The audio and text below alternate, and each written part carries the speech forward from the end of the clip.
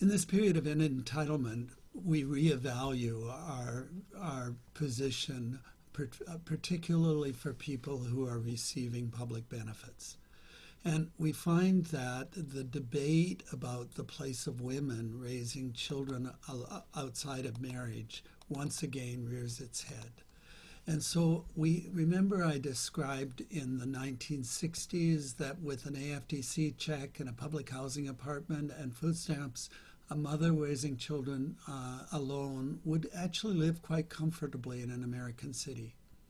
After 1972, we froze mothers' pensions. So mothers' pensions that were above the poverty line by the 1990s were half the poverty line or less than half the poverty line. And so women and their children were living in significantly more poverty.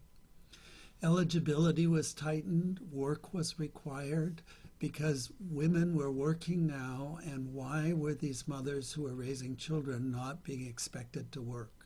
The question of who was going to raise the children got lost in the debate, and the question of child development for these kids often got lost.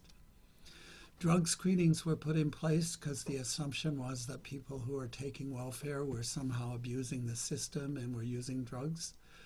And children were often removed from families where it was found that the mother was smoking marijuana or had other substances in her system.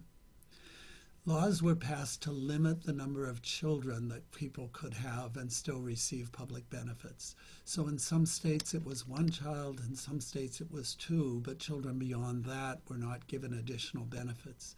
Again, the focus is on the behavior of the mother and not on the well-being of the children. Benefits were made temporary in the TANF reform so that people could only receive benefits for 2 years and a maximum of 5 years, leaving again the family to struggle with poverty. So poverty became increasingly an issue of single mothers and their children. It was a feminization of poverty along with older women who had nobody to support them.